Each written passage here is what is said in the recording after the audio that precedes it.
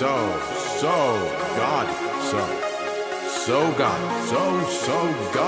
Gaudy Stats. Gaudy Stats. Good God, that's Gaudy. Welcome to Gaudy Stats. With Ben Simmons. What's on the menu, Benny boy? Hello, and welcome to the Gaudy Stats podcast. On today's pod, we are going to talk to my friend Dan, welcome him back with open arms, and discuss the greatest, yes, in my opinion, running back of all time. I think most people think this in their heart of hearts. Statistically, he's not the greatest, and that kind of goes against the Gaudy Stats Manifesto. We're all about the stats, guys. You know, and maybe it's because I saw Barry Sanders play as a youngster, as a little guy. I would sit Indian style with my bowl cut and my tidy whities and, my Converse. What was I wearing back then? Some ugly ass shoes, tell you that much. I would sit there on Sundays and I'd watch this guy play and just be in awe. And, many years later, I was looking at his highlights on YouTube and they pop even more. I feel like he's timeless. Barry Sanders, the GOAT. Emmitt Smith, we talk about him, has better statistics. He's workmanlike, longevity, fouls his blocks. I mean, he was a legendary running back. Okay, let's not let's not dismiss Emmitt. Okay, but let's also be real. Even as Dan mentions, even Emmitt Smith acknowledged that Barry would have gotten the record. All right, Barry was one of a kind, once in a lifetime type talent. I'm convinced he is part alien. I think if you look at his body, it doesn't look like a human body. It's extremely stout, wide. You know those old commercials, wider is better, when they're talking about the sports car? Wider thing. I mean, just the agility, athleticism. It's kind of hard to explain, honestly. I just feel like he was built to be a running back. He had such a strong base. Listen, I'm not a doctor. I'm not a personal trainer. I don't know about the muscles and the thighs and the quads and the ankles and the calves. I don't know, man. I don't know what I'm talking about. But all I know is this man was a joy to watch. He's a Hall of Famer. He really is the GOAT. And I don't know, if you're a youngster and you just for some reason never really immersed yourself in Barry, or if you're an oldster and you never really sat down, poured yourself a tall glass of strong iced tea, or made yourself a ham sandwich, melted the cheese, let's say the Gouda cheese to the thickly cut ham, and then put a little aioli on there, and then pressed it into a panini. And then set it aside and got into your computer and rung up some highlights of Barry and eaten the sandwich and drank the iced tea while you watched the Barry highlights, then what are you doing with your life? Come on, Corbin McKimmon, come on. Watch this man run the ball, okay? It is exciting. You will enjoy it. If you want something to do tonight, go online, watch Barry Sanders highlights for hours, all right? Beforehand, maybe have a little and do a little and then watch Barry Sanders, okay? You will not be disappointed, all right? Without further ado, because I am off the rails, let's hit it. Hello. Good morning, Dan. How are you, my friend? I'm doing well. I just immersed myself in some Barry Sanders highlights. Oh God, this man. How'd that make you feel? It's like drinking a cup of really strong coffee. Just perked right up. The man was caught behind the line so many times, and did a Houdini and somehow escaped his assailants. He's a joy to watch. I mean, you and I both dislike. I don't know about dislike, but we don't share. I feel like the mainstream affinity for Emmitt Smith. Is that accurate? Do you think most people like Emmitt Smith? Well, I don't think it's a matter of dislike. I mean, Emmitt Smith has never wronged me in any way except for destroying the Eagles. Yeah, I don't mean like personality. Yeah, I mean like, you know, he just seemed like, to me, he seemed like almost a workman-like figure, you know? Yeah, he's Karl Malone with championships. Wow. How dare you? I love Karl Malone. I don't. I mean, he was very good, obviously, but there was nothing interesting about him. It was just like he was going to put up 25 and 12 every game, and like that's fine, that's really good, but you know. How about running the floor, Dan? Okay, how about having the name the Mailman? I mean, what else? I mean, Emmitt Smith was really, really good. Yeah. Yeah, he was. I think my comparison holds water. So it's not an insult to Karl Malone. It's not an insult to Emmitt Smith. It's just Barry Sanders to me is a much more interesting and talented, as far as I'm concerned, player. For sure, so, without a doubt. I mean, just purely talented. Like I'm looking at Emmitt Smith's football reference, and you're right. There are parallels between him and Karl Malone. Just every year, the stats are there. You know, just as I said, workman-like production. The amount of touchdowns are astounding. The man had 21 and 25 touchdowns back-to-back 94-95 seasons. This is Emmitt Smith I'm talking about. Yeah, I mean Sam and I were talking about LT, and eventually we're going to do a Priest Holmes podcast. But Emmitt Smith's stats look great, but I think you and I both share the same feeling about Barry, that he was just so dynamic, and he was a level, maybe a couple levels above Emmitt Smith in terms of pure ability. Yeah, if you told me like, oh, I think Emmitt Smith's the greatest running back of all time, I would go, oh, well, you never watched football, you just looked at the numbers.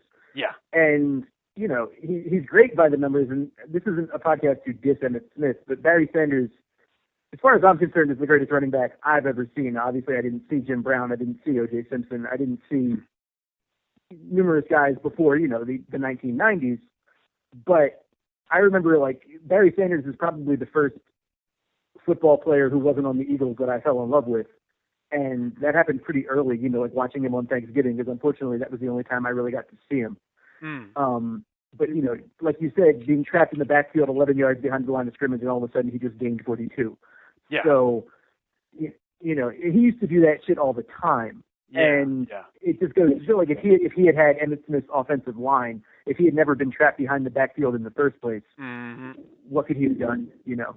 And no, it's true. Yeah, it's a team game, but I mean, you know, Barry Sanders didn't have a lot of the advantages that Smith had in terms of his teammates. I mean, without a doubt. Scott Mitchell is not Troy Aikman, and, you know. Wait, hold on. Rodney Peete, Dan, is really mad at you right now, okay? You gotta apologize. As an Eagles fan, I'm allowed to dismiss the accomplishments of Rodney Peete, okay? I've seen Rodney Peete. I know what Rodney Peete is. I saw him win a playoff game against the Lions. And then, I know what Rodney Peete is. I know what Rodney Peete is. That's a good quote. It's a good quote from you, Dan. Yeah. I know what he is. I know what he's all about.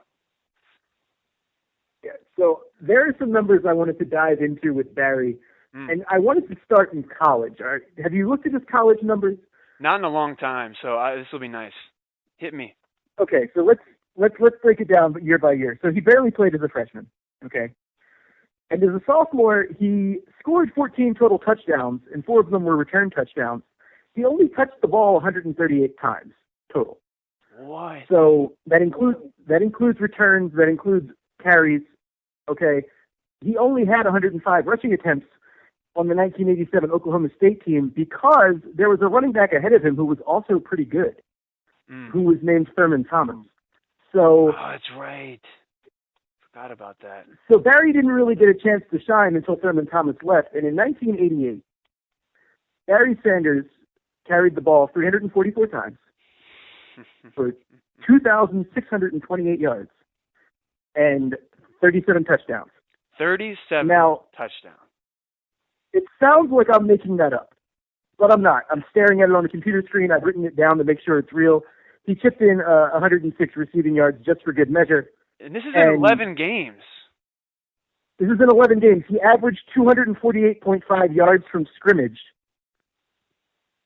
for every game of his, I guess, his junior year. He only played in college for 3 years. Yeah. And most of that's rushing. So really it's like 240 rushing yards a game and over 3 touchdowns per game. This is like something I just wanted to bring up really fast. Looking at Barry Sanders' stats, and this is just different eras of football. I understand that. Although, passing to the running back and certain teams like my Niners, Bill Walsh, Roger Craig. I don't want to get too deep into that, but I will say that Barry Sanders was criminally underutilized in the passing game his entire career. Just want to say that. I agree. I mean, you look at the stats. I mean, this guy, and even while I watched some of the highlights, some huge plays he had were on little dump off passes. And you talk about space players nowadays. That's a term that was been used, I guess, the last 10 years with Darren Sproles and all kinds of other little water bugs that I love so very much. Barry could have been that and more. He could have been. I mean, he kind of had a water bug like build. He just was super stocky and much stronger than a typical water bug or a typical scat back. But man, I wish he would have gotten more dump offs, more design screens, more wheel routes with a linebacker matched up on him. So I just want to say that little piece because it makes me mad. When I look at his stats, it's just there's not enough rushing yards or touchdowns or receptions. Go ahead, Dan. Yeah, I mean, in his NFL career, he never caught more than 48 passes in a season. And, if he played today, I'm sure that would be very different. Oh, big time. If he played with the right coach. You can sort of defend his college coach for not throwing him the ball because he was averaging 7.8 yards per attempt. It's so true. It's like, okay, well, why risk throwing it when he's going to get a first down when you just hand it to him anyway? Sorry, excuse me, 7.6 yards per attempt. But, and just those college guys, I remember when I first learned about them, and I heard he scored 39 touchdowns his senior year because he had 2 return touchdowns. I think that's not possible. They only play 11 games. Yeah. But it's true, at least according to this. I mean, I wasn't there. But that's, basically almost 4 touchdowns per game he could be relied on to score. That's patently absurd. Is it possible to access his game log? I'm having trouble from college. I'm having a little trouble accessing that. It might not be possible. Well, you can. If it is, I don't have it in front of me. Well, actually, maybe because if you look at the schedule and results for certain teams, yeah, it might be. It might not be possible. I don't know. But I just want to scores. I don't know if you can actually get this. Yeah, I have to sift through it game by game to the. Yeah, this is usually Sports Reference does a great job, but for this, I wish I could get the game log so I could see some. I'm sure he had some 400 yards rushing, 5 touchdown kind of games. You know what I'm saying? But that's okay. That's all right. There's plenty of Gaudy stats to peruse without looking at his just disgusting, filthy college stats. I mean, I remember in high school, I went to a school that did not have a great football team, but we would play teams in the area that had really inferior football programs, and you'd see some of our running backs rush for 400 yards, and it was just incredibly gaudy. When you see, I remember Rajon Rondo was he grew up in Louisville, and I would see him put up these crazy triple doubles, quadruple doubles in high school, and I just thought, man, that guy has a chance possibly, take it to another level. And I said that about so many stat lines, people that I saw in those high school box scores, and he actually did take it to another level. But anyways, should we get into? Well, I'm looking at the. Go ahead. I'm looking at the 1988 Oklahoma State Cowboys, and I'm looking at their game log. It doesn't have individual player stats. I imagined if we Googled the games, we could probably find out the box scores, and maybe that's something to do a little bit later in this podcast. So here's the point totals for Oklahoma State in every game they played that year. September 10th, 1988, against Miami of Ohio, they scored 52 points. The next week against Texas A&M, they scored 52 points. The next week against Tulsa, they scored 56 points. The next week against Colorado, they scored 41. The next week, which was their first loss of the season, they scored 42. And unfortunately for them, Nebraska scored 63. So then the next week they scored then 49, then 45, then 28 in a loss. That was their low point in the year. Then 63, 49, 45, and 62. So the Oklahoma State Cowboys were not afraid to run up that score. No, not at all. And that Texas Tech game they played in Tokyo, Japan, the Coca-Cola Classic. Yes. That's wild. Okay, I've never heard of that before. And clearly their defense wasn't very good because they were giving up a lot of points too. Yeah. But it didn't seem to matter. So God bless them in that regard. They ran the score up for sure. There's as you said, largely because they had to. So yeah, indeed, they gave up a lot of points. So we should really look at. I think it'd be kind of funny to look at all the quarterbacks that Barry Sanders had in his career. So I'm ringing that up right now. We know about Scott Mitchell. All right. He was most people kind of think of Scott Mitchell when they think of Barry Sanders. But you also had who else do we have here? We mentioned your favorite guy, Rodney Peete, of course. Eric Kramer. Okay, the great Eric Kramer. The legendary Eric Kramer. Yeah. Andre Ware? Do you know who that is? That name sounds vaguely familiar. Bob Gagliano? I think that G's probably silent, but Galliano, yeah. Galliano, apologize for that. Charlie Batch? Frank Reich stepped in there for a little bit. I guess what I'm trying to say is these aren't the the Joe Montanas, the Jim Kellys. I'm doing that classic talking head thing where I put an S at the end of the person's name. This isn't sure. These aren't Tom Brady's. This isn't LaDainian Tomlinson's. Yeah, so these guys just aren't really. They didn't really give Barry a chance to truly flourish statistically. He did flourish statistically, but he didn't. He could have had the Emmitt Smith numbers. He could have had the 20 touchdowns. He could have had multiple seasons with 2,000 rushing yards instead of just one. And that's a damn shame.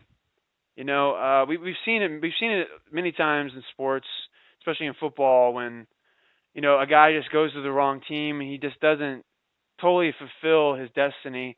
I think if Barry was in a more a better situation like Emmitt was, there'd be less pressure on him. There'd be less 8-9 man boxes that he had to run into. You look at some of these highlights. He is actually the offensive line, as we've talked about, can't always hold up, and the guys collapse the pocket, and Barry literally makes something out of nothing and turns it into a 50-yard gain. And there's a lot of times where he gets tackled for losses. I think he maybe leads the NFL with most rushes for losses, I believe. That could be incorrect, but I feel like I saw that. So he was a little bit all or nothing of a running back, which I like. He had some great short gainers too, but he could really turn something that would normally be a loss for a running back into an 80-yard touchdown. Yeah, he was pretty spectacular in that regard. And I wonder how many scrimmage yards could he have accrued if he had switched him with Emmitt Smith and then let him go through, his entire career. Because remember, the guy retired after his age 30 season. Yeah, I mean, I think it was just a tough season for him, and he just kind of was like, okay, I'm out of here. I've had enough of this. I mean, it can only take so much. The Detroit football. Yeah. I mean, now it's doing better, but back then, it was on like Cleveland Browns level of ineptitude sometimes. Yeah, I have some numbers in front of me in terms of all-time stuff. I mean, he only played in 6 playoff games, and he went 1-5 in those games. So that had to be demoralizing. Yeah, I saw those. He didn't really. He had one great, amazing game, but the rest of the games, it just seemed like either the teams just went all out to stop him, or he just couldn't get it going. Right, and I want to talk about some of his all-time numbers because I have them in front of me, and where he ranks all-time, despite only playing 10 seasons, and he did only miss 7 career games in 10 seasons, so he was pretty remarkably durable as well. So he's third all-time in rushing yards with 15,269, only and 9 seasons. Sixth all-time in it was 10 seasons, 10 seasons. And sixth all-time in scrimmage yards with 18,190. So he averaged a nice tidy 1,819 yards from scrimmage per year, despite not having remarkable pieces around him. And he's another number that I want to look at is he's 8th all-time in yards per attempt, but there are only 2 running backs ahead of him who have more than 1,000 attempts. And he's 7th all-time in rushing attempts with 3,062. The 2 running backs ahead of him are the great Jim Brown with roughly 2,300 attempts at 5.2 yards per carry. Oh, I should mention that Barry averaged an even 5 yards per carry his entire career, which is pretty remarkable. Yeah. And the sadly injury snake bit Jamal Charles at 5.4 with only 1,400 attempts in his career. There are 2 other guys who had fewer than 1,000 attempts and averaged more per carry. That's someone named Marion Motley, who played like 70 years ago, and Mercury Morris. But otherwise, the only 3 guys ahead of him are quarterbacks. Would you like to guess who those 3 quarterbacks are? In terms of like rushing average, like per attempt? Yards per attempt, yeah. None of these guys have more than 1,000 attempts, although one of them's going to get there. I would say Cam Newton, Michael Vick. Those are number 3 and number 1 respectively. Man, we got to do a Michael. I'm going to do a Michael Vick pod at some point. Got to do it. Sure. The guy sandwiched between them is Randall Cunningham. Vick averaged 7 yards per attempt for his career, which is pretty good. And I want to just very briefly, while looking at Cam Newton's stats, Cam Newton scored 14 rushing touchdowns his rookie year. I know. His stats are crazy. He'll get his own pod too. Absolutely. That's absolutely insane. Yeah, his stats are really gaudy. Especially, I remember when he first came on the scene, he was throwing really well too. I think that the NFL kind of figured him out and he had to adapt, but he was throwing for gaudy numbers as well. Man, yeah, he won a lot of people their fantasy leagues in 2011 for sure. Oh, indeed. So. Indeed, he did. He's a monster. He's a monster of sorts. Well, I'm looking at Barry's career stats, and it's funny. The last year he played, he rushed more than he ever did. He had more rushing attempts than he had in any of his previous years. He had 343 rushing attempts in 1998, his last year. Sadly, I wish he had played a few more years, but I think he would have had to go to Miami. And he wasn't too keen on that. But and he only rushed for 1,491 yards that last season for only 4 touchdowns. He tied his career low yards per carry. And it really is sad. He only had 4 total touchdowns that whole year. I think is that a career low? No, he had 3 in 93, but that was only in 11 games though. That's true. Yeah. So there you go. It just seemed like a tough season. Even watching it, like I was, I was pretty young then, but I remember there was just this kind of there was a lot of hope that he could go somewhere else and have some success. I mean, it was the old thing of the legend, going somewhere else trying to win a championship kind of scenario. And he's kind of introverted guy, quiet guy, and I think he had done what he wanted to do. And like we're talking about, he doesn't have that long workmanlike career. He has that short, just amazing, just spectacular, dazzles everybody kind of career, and that's reflected in his stats as well. Should we just go down the line and just talk about each year really fast? Just list some of these. We What do you think? we can certainly do that. And 10 years is not a very short career for a running back. I just want to point that out. He is, what did I say, 7th all time in rushing attempts. So, but you sort of think about what he could have done if he had played, let's say, like 14 years, or 15 years, where he would rank in the record books. And that's it's true. clear that he'd probably be first in almost every important category. But he was healthy though. So, he was healthy. He could have played. I mean, yeah. I know. Yeah, dude, his last 5 seasons, he played 16 games in every single one. Yeah, and he was only 1 year removed from rushing for 2,053 yards.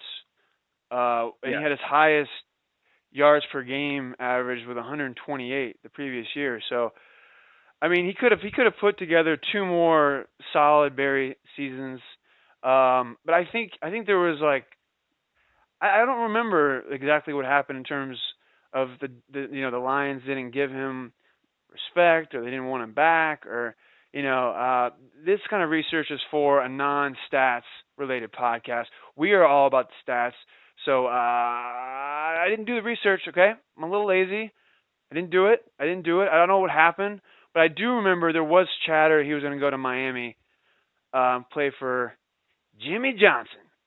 So that never materialized.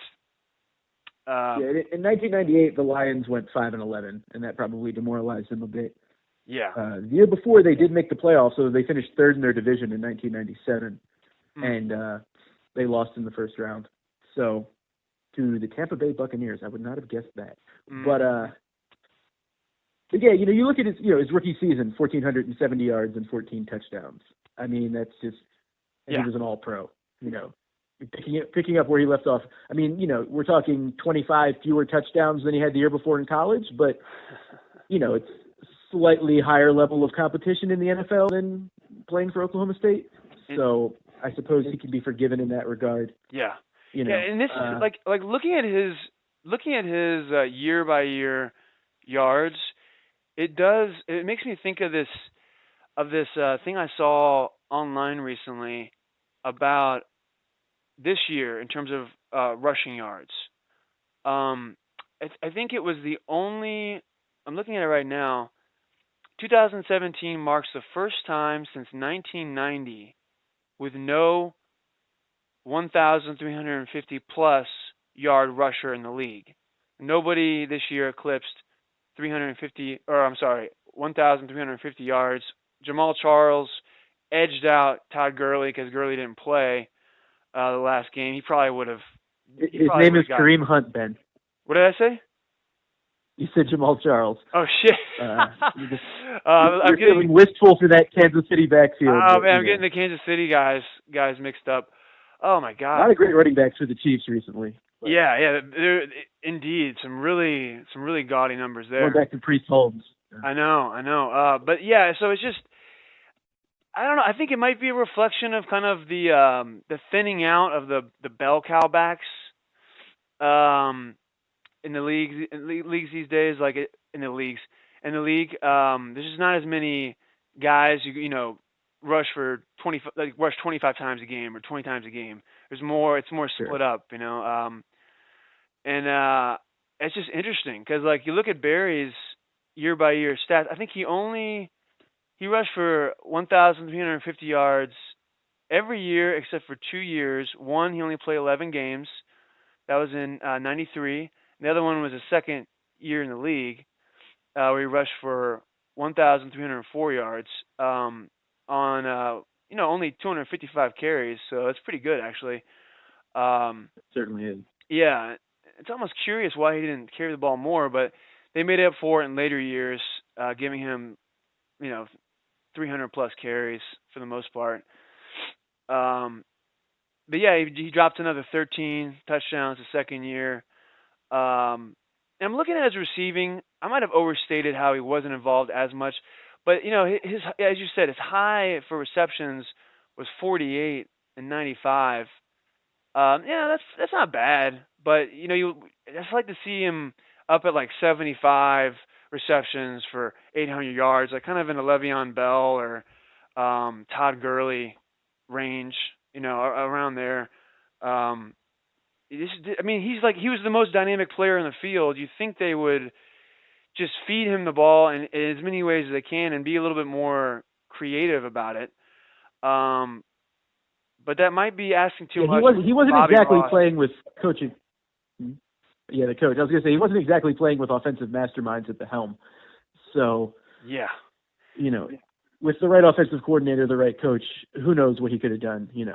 And his numbers as they are spectacular. But the potential is part of one of the most tantalizing things about Barry Sanders, because he did all this in 10 years with bad coaches, bad quarterbacks, and bad offensive lines, and it's just like all three. If one of them had been good, how let alone all three, how different would his numbers have been? Think if he had Sean Payton as his coach. Just think about that. Sean Payton, the creativity, the passing game to the screen game.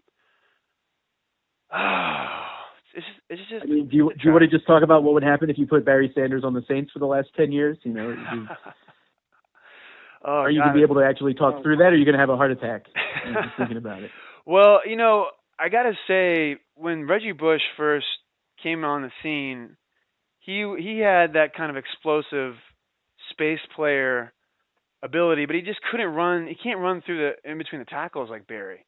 Reggie Bush never had that ability to be a high volume rusher and receiver together. He was like a top shelf running back receiver without a doubt. Like, he could catch balls. He was one of the best receiving running backs I've ever seen in person.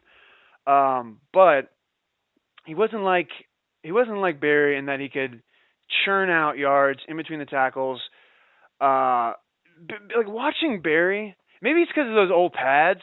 He's got those huge shoulder pads, but the man looked like he was like twice as wide as a normal human being. Like, he had the platform in which he was making his moves and the torque he was generating from that like low, wide frame, I think is totally unique. And in fact, I would like to see some measurables on him, like if he had a different body type, or maybe there was something in like the combine that clued people into what kind of player he was gonna be like.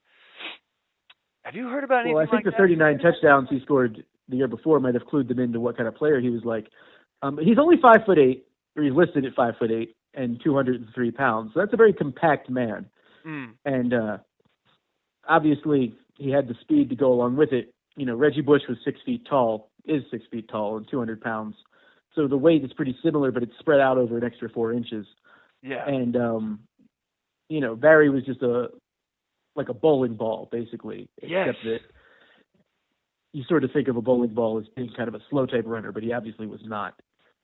And no, he was frisky. And he was a workhorse, we're talking about over 300 touches almost every year, close to 400 most years with his receptions. So indeed. Well, so we talked about 89, 90. Let's go on to 91. He had his second most rushes that year, 342. They must have seen that they only gave him 255 the previous year, and they're like, okay, let's up this by almost 100 rushes. And he responded with not that many more yards, 1,548 yards. He did have 16 touchdowns. He got 103 yards a game, 41 receptions, 307 yards, a touchdown. It's still an amazing fantasy season. Put up one of his best yards from scrimmage games. I think in the top 5 for his career. And it looks like he averaged 4.5 a carry. So I think that was kind of like, let's just feed Barry excessively. Let's give him the ball, like all the time. Let's just make him the fulcrum of the offense kind of season. Yeah, they seem to have finally figured it out at that point, which is where he basically remained for the rest of his career with the Lions. No disrespect to Herman Moore, who was also very good. But yeah. Oh man, Herman Moore had that season. Remember that? What was it, 140 something receptions? I don't think it was quite that many, but he had a couple of really good years. Oh yeah, he had 123. I think I was thinking of Marvin Harrison. Oh God, Marvin Harrison. I just remembered all his gaudy reception numbers. Yeah, Herman Moore had 100. So in 1995, we can kind of like look at Barry's year as well and kind of compare the two. Well, not compare the two, but look at them in tandem.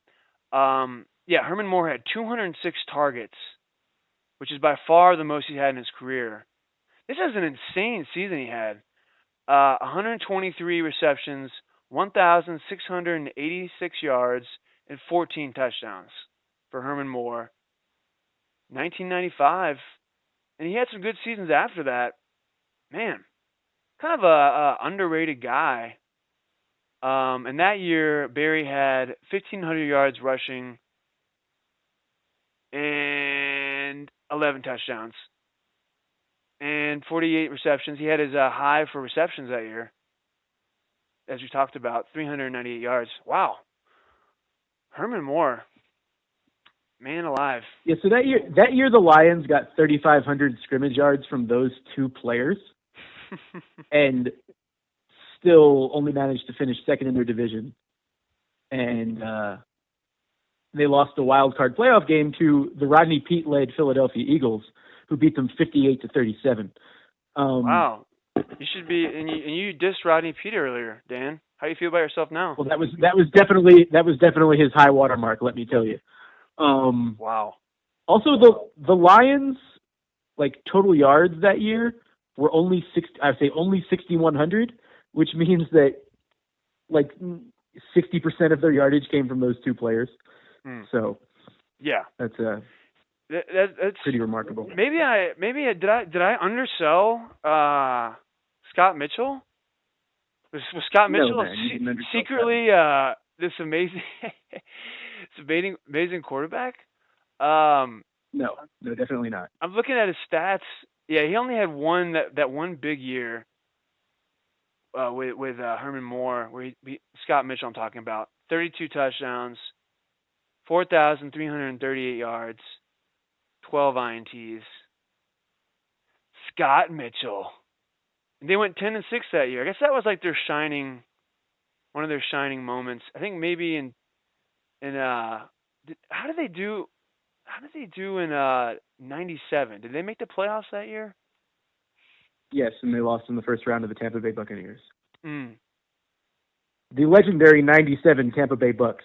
Yeah, and Barry had 18 rushes for 65 yards in that playoff game, 7 targets, 5 receptions, 43 yards, which is like his best receiving game in the playoffs in his playoff career was like 5 for 43. It's just, oh man, I wish they would have gotten this guy more receptions. It's a damn shame because, like my friend Kemp and I, like Kemp and I were talking about with Deion Lewis. I mean, like, doesn't Barry just look like a bigger, bulkier, more dynamic? Although I would say slightly more dynamic. I think Deion Lewis is plenty fast, plenty quick. He's not Barry Sanders level, but don't you think that like he could fit that role? That, like, 15 rushes, 10 targets, 8 receptions a game kind of role in today's NFL. Like, just amazing. He could just blow it out. He could be like just a deluxe version of Kamara. Don't you think so? Well, let me first off start by saying that I have never once watched Dion Lewis play football and thought, hey, he's like Barry Sanders. What? So You're crazy. I have never thought that. Dion Lewis is good, and I will have no more talk about the Patriots. You can save those podcasts for other people. No more. Wow. Could Barry Sanders handle that role? Absolutely, of course. He's the greatest running back of all time. He can handle any role you put in front of him. Yeah, but like So- I don't think people think of him as a guy who can catch a lot of passes. So that's my point, is that like he should have been fed, give him his 20, 25 carries a game, and then also give him like 8 targets at minimum. And maybe that could have worn him out. I mean, you can't do those kind of rushes every game, but why not give him like 8 to 10 targets a game? It makes me mad looking at these number of targets in his career. Just don't like it. Don't like it one bit. They certainly should have been throwing him the ball more. And I think the thing back in the day was like you had a running back and you had a pass-catching running back. And that in the 90s, like that was never the same guy, And Really? I don't know about that. There were exceptions. I but think it's the exact opposite, isn't it? Like, there were more bell cows back in the day. Yeah, but those bell cows just ran the ball is my point. They didn't catch a lot of passes. So you didn't have guys like Larry Centers or the aforementioned Roger Craig. I mean, you don't have those guys today. You had those guys back then, who were running backs who caught the ball. And they still exist today to some extent, pass-catching running backs, but they don't pick up the volume that, they used to, because guys like Todd Gurley and Le'Veon Bell handle that in addition to the running duties. And I think Barry Sanders could have done that, Yes. But yes. So are you saying? So let me understand what you're trying to say. You're saying that there were more pass catching running backs that just focused on catching the ball back in the day, and there were less guys who did rushing, like the full complement, like 3 down backs back in the day.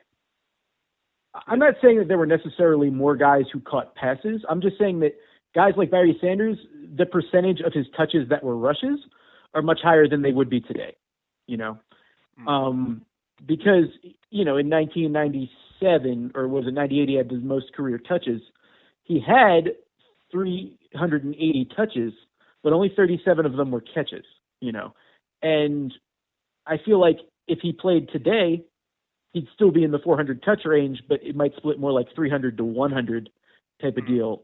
And which I think would increase his ability to gain yardage, because, passes tend to go for more yards and they give guys more options. We talked about that a little bit earlier. Yeah, and less wear and tear too.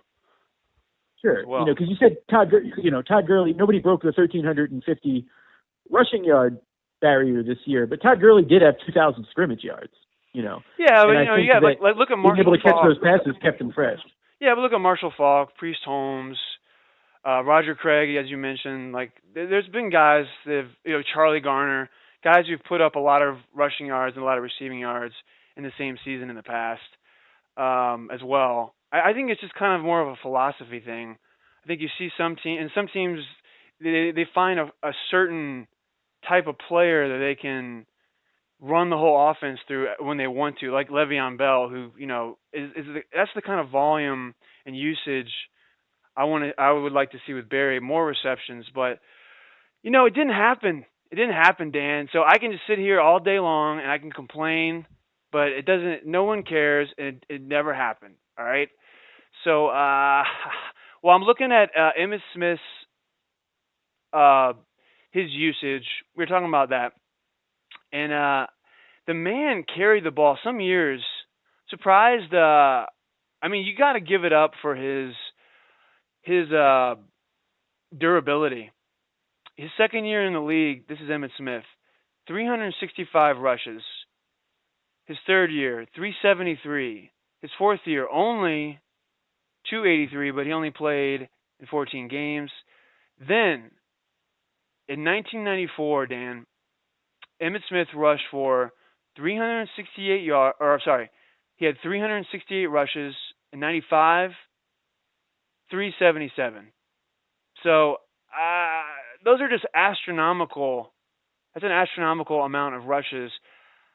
Similar to Larry Johnson, who I talked about with Sam, who put up 416 rushes in 2006, and that's usually the death knell for running backs when they get, over 350 rushes, or especially over 400 rushes. Barry never saw 350 rushes in his career, but Emmitt Smith, I gotta give it to him. I'm a Niners fan, as I've said incessantly, and I will continue to say. But I got to give it to Emmitt Smith's durability and longevity. I mean, he had no style. The man had no style. All right, let's just put it out there. He had no shake. He had no jukes. He had no jive. He would not be featured on many Instagram highlight reels today, just reaction videos, whatnot. But God, It really is. You're right. It really is Karl Malone-esque. The workman-like every year, the numbers you put up. But let's stick to Barry. That was a little aside that are common on this podcast. His next, I want to fast forward to 1994. Okay. Okay. It was his fourth All-Pro year. The man had 1,883 rushing yards and 7 touchdowns. It was his second highest yards per scrimmage year with 2,166 yards. Oh, Dan. Look at those numbers. Would you just look at them? Soak them in. I'm looking at them right now. Soak them in. Chop them up on a mirror and inhale them, Dan. Because that's some gaudy stuff right there. Think if you had him on your fantasy team that year. I think I was 11 years old, so I wasn't playing fantasy yet, sadly. But I wish I had been, and I wish I had him on my team. I'll tell you that much. I will tell you that much. Yeah, they're pretty remarkable. He was pretty good at racking up those yards, among other things. And he was indeed. I'm looking at only averaged 2.8 catches per game. That number should be higher, but. I know, man. Yeah. That's what I'm trying to say. It's like it drives me kind of crazy. Okay, I'm looking at his game log for 1994, and there are some absolute gems, including kind of a classic game that I saw some of the highlights for against the Dallas Cowboys, where I'm talking about. So this is a 1994 season. Barry Sanders rushed the ball 40 times for 194 yards, no touchdowns. That's a 4.85 yards per carry average. That's incredibly gaudy, right there. It seems almost impossible to gain 194 rushing yards and not score a touchdown. I know. On 40 carries, man. And Emmitt Smith. It was kind of a duel of sorts.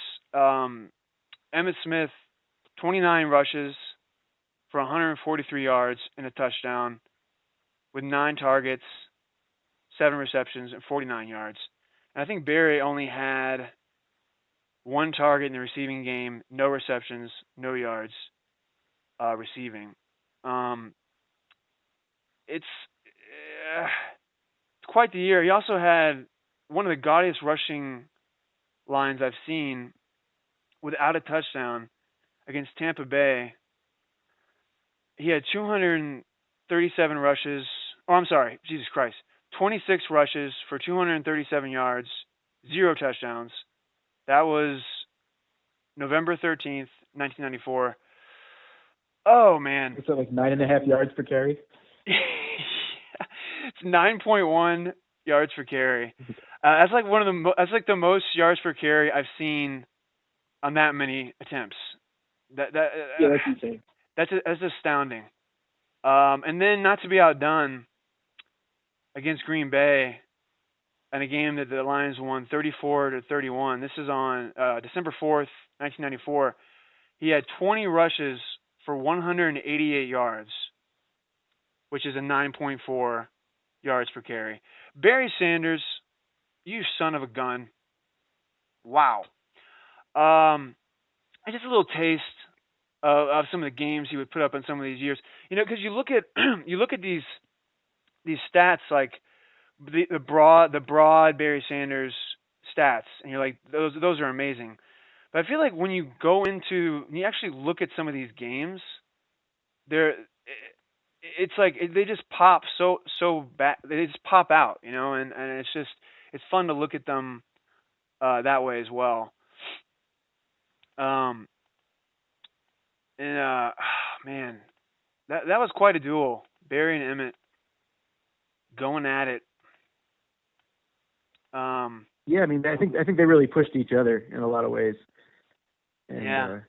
And to Emmitt's credit, I remember when he broke the rushing record, I think that he even said, as honored as I am, I think Barry Sanders would be here if he hadn't retired at age 30. Did he really say that? He's only 3,000 yards. He's only 3,000 yards behind Emmitt, and give him 2 more seasons, he probably passes him. So what a nice guy. What a nice guy Emmitt was.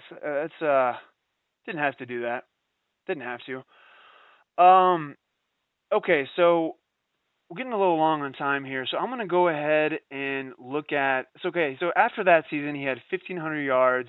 The following season, he had over 1,500 yards. The next season, he had 11 touchdowns. Both those seasons. I'm talking about the 95 and 96 seasons. But then, Dan, the crown jewel of Barry Sanders' statistical output was a 1997 season, in which he rushed 335 times for 2,053 yards, 11 touchdowns. That's 128.3 yards a game and 6.1 yards a carry. Just to give you guys a little bit of a comparison, I think Mr. Alvin Kamara rushed 6.1 around there yards per carry or per attempt this year, and on so many few less rush attempts. I think he was in the hundreds, like the low hundreds. Barry rushed 335 times and got 6.1 yards per carry. All right, I'm stumbling over my words. I'm aghast. I am perplexed by these numbers. Also, 33 catches, 300 yards, and 3 touchdowns through the air, which tied his career high in receiving touchdowns. Oh, Dan. He had 2,358 yards from scrimmage and 14 total touchdowns. Yeah, that's a lot. Yeah. And that was season. Dan, that was the second. He was 29. That was his second to last year playing in the NFL. I know, and I believe that's the year he won the MVP. Deservedly so. So. Yeah, it's just I think that's what confused some people, because I understand why he retired. Don't get me wrong. I'm just saying he was 1 year removed from putting up this all-time great rushing season, and suddenly he was no longer in the NFL. It's a damn shame. It's like you think about like great players going to the wrong teams. Like what if Tim Duncan had gone to Orlando or the Memphis or like the Vancouver Grizzlies? You know what I'm saying? Like. It's like what like we were talking about. What if Barry had gone to the 49ers, or what if Barry had gone to the Cowboys? His career, I mean, he would have put up the Emmitt Smith numbers, and he would have put up those amazing highlights as well. It's a good what if. It's a big what if. But well, Dan, anything more you want to add on our boy Barry before I wrap this thing up? Well, I just want to talk about how if Emmitt was his competition in the early to mid 90s, I want to briefly touch on a young man who also had a career cut short, although it wasn't by his own choice. It was more by injuries. But who from 1996 to 1998 was going toe to toe with Barry for the rushing numbers. That's a man named Terrell Davis. Terrell Davis. What a you want to look at some Gaudy stats? Go look at his numbers from his first 4 years in the league, really, especially years 2, 3, and 4. Yeah, where he was he had a short but sweet absolutely career. phenomenal. Yeah. He's in the Hall of Fame, which I was surprised by. Yeah. But Well, I'm not saying he doesn't deserve it, but Oh it's, God, he had 392 rushes for 2,008 yards and 21 touchdowns in '98, yeah, the Super Bowl season. yeah, yeah. Oh my. They won it. They won in '97 too, and in 1997 he scored 8 touchdowns in the playoffs. Mm.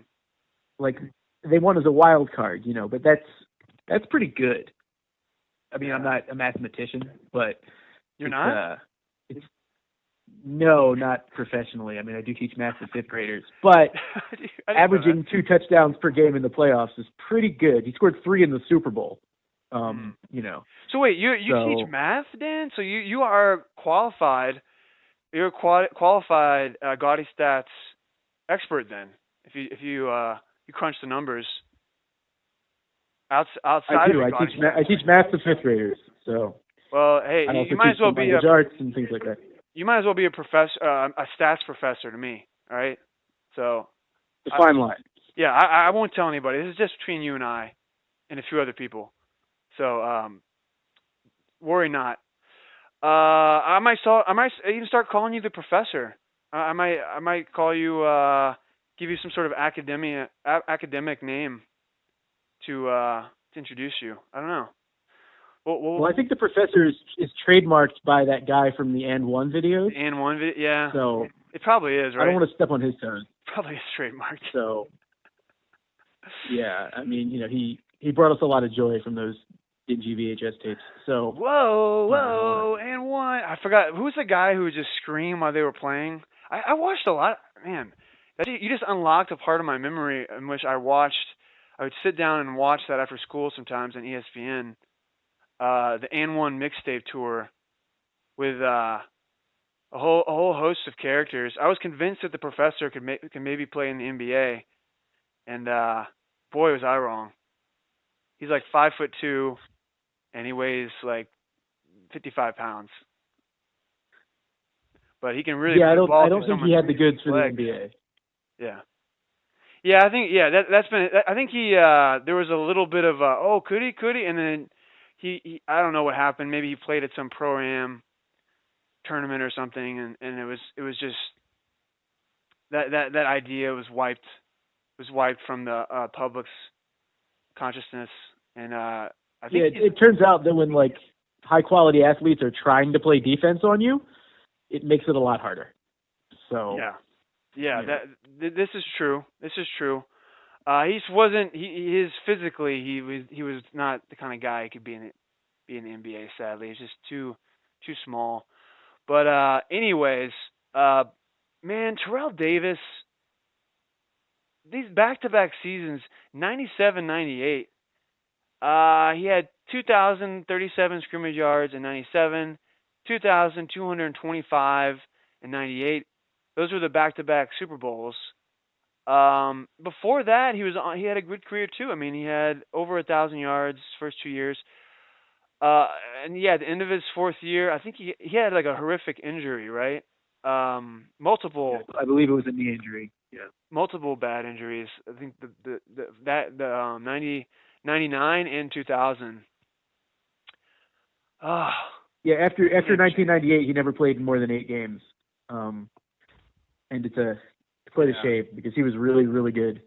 Yeah, and it just goes to show you gotta enjoy some of these current NFL stars while you can, because a guy like Le'Veon Bell. I mean, I know the health technology and everything is far advanced than it was in '98, but guys can come back from ACL tears, meniscus things, whatever. I'm not a doctor. I don't pretend to be. But it's just a damn shame. Like, look, Le'Veon Bell, for example. I'm going to be watching him closely, his career. I'm going to enjoy all those games. He's a joy to watch. He's fun to watch. Terrell Davis wasn't really a Le'Veon Bell type runner, but he had great vision, and he had power, and he had speed. I mean, he was like a prototypical, the way he was built, 5'11", 206, drafted in the 6th round. Yeah, he's a 6th-round pick. 196th overall pick in the 1995 NFL Draft. Terrell Davis, TD. And I just read here that he tore in 1999. He tore his ACL making a tackle on an interception. So it wasn't even running. It was whoever replaced John Elway as the inferior Broncos quarterback threw a pick against the Jets, and he Jake Plummer? Maybe, I don't know. I don't think he was there in '99, but he might have been. Yeah. And and also the ACL tear is something that 19 years ago was considerably more damaging to your career than now. Big time. And 1999, we had pretty good medicine back then, but that kind of medical technology has gotten exponentially better since then. And then he had a stress reaction the next year, and that was pretty much it. So it is crazy he got in the Hall of Fame though, just for that burst. I guess it's like a 5-year chunk where he was. It's an all-time 5-year chunk. I mean, I bet if you put that 5 years up against a bunch of Hall of Fame, running backs and their best 5 years, I bet he'd be up there. He'd be up there, high up there. But I don't know. He's a 2-time Super Bowl winner, so it probably accounts for a lot. And he was riveting when he played. It's a great idea to pair him with Barry. He played half as long in terms of years, but he put up some gaudy numbers. I mean, he had 60 total touchdowns in those 5 years. I'm looking at it right here. It says among the 24 modern era Hall of Fame running backs, only Earl Campbell and Eric Dickerson had more rushing yards during their first 4 seasons, and nobody had more than his 56 touchdowns. So, it's obviously his career was cut short, but he had it not been, he was on pace to be one of the all-time greats. And him being in the Hall of Fame, despite really having 4 good seasons, just goes to show how much of an asshole Terrell Owens must be, because Theo was great for like 15 years and he's still not in. And God, people must really hate him. Yeah, he should be. He's one of the greatest players. Yeah, he should be. Of course, he's one of the greatest receivers of all time. Yeah, but it's a damn shame. It's a damn shame. Yeah, you're right. Everybody likes Terrell Davis, and then nobody likes Terrell Owens. Yeah. So, that's a tale of true. 2 Terrells. It's a tale of 2 Terrells. You're right. I thought it was 5 for some reason, but it's only 4 seasons. He had 7 touchdowns, 13, 15, and 21. It's like he looks like his rushing career, like for yards, carries, and touchdowns, like they grow exponentially. They grow each year. It's like his whole career is like a bar graph. It's goes way up, spikes, and then it goes bam, goes way down. Starting with the '99 season. But you're right about T.O. and like you just brought up Eric Dickerson and Earl Campbell. Those are guys that I definitely want to do some episodes on at some point. But quickly before we sign off, I'm gonna look at Terrell Owens' stats just really fast because it is actually it's criminal the fact that he's not in the Hall of Fame. It is he should have been in on the first ballot. Criminal. Looking at his numbers right now, wow. He's such a manic psychopath that he's probably alienated so many reporters over the years that he is somehow not in, despite the fact that he's like, I want to say he's like 5th all time in total touchdowns, and he's way up there in receiving yards too. I mean, it's he was absolutely great for an extended period of time, but he destroyed multiple locker rooms and didn't win a Super Bowl, though no fault of his. And it's funny the way his stats are broken down. It's like he has 2 primes almost. Like he's got his early prime with the Niners, where he caught 97 balls, 93, and 100, 3 years in a row. Those are those 3 years. 1451, 1412, and 1,300 yards.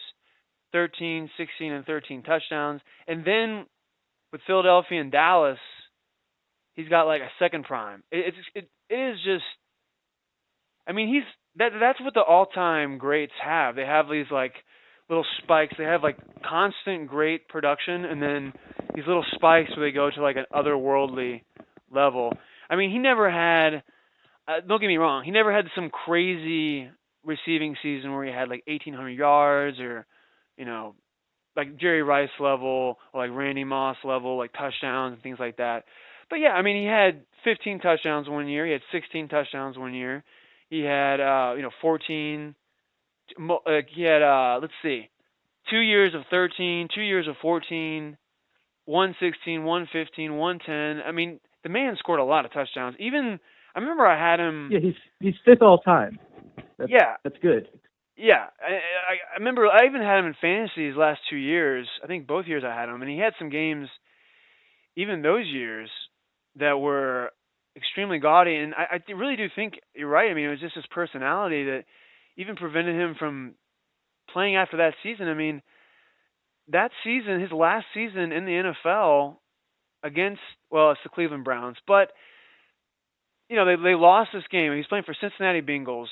This is in 2010, October 3rd.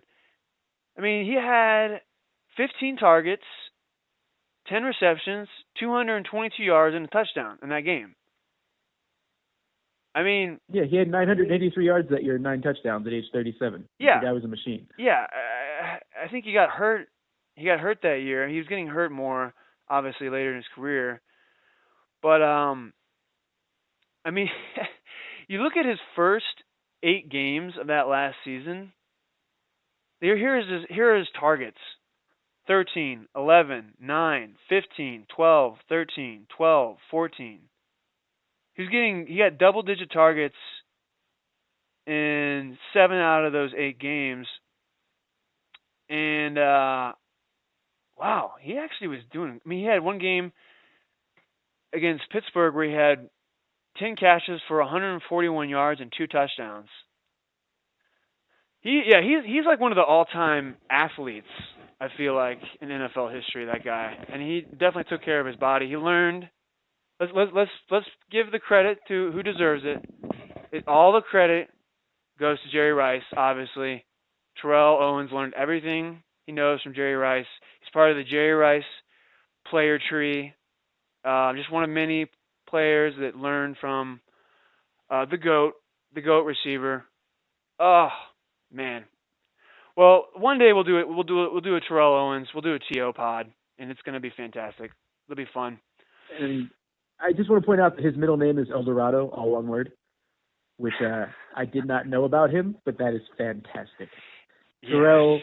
Terrell Eldorado Owens. That is a man destined for success. It's the best nickname, best middle name I've ever heard. I'm going to start referring to him as Eldorado from this point on. I think he should be known as nothing else. Indeed. Well, Dan, good times, great stats. We'll talk to you next time. I'm looking forward to it. All right, bye-bye.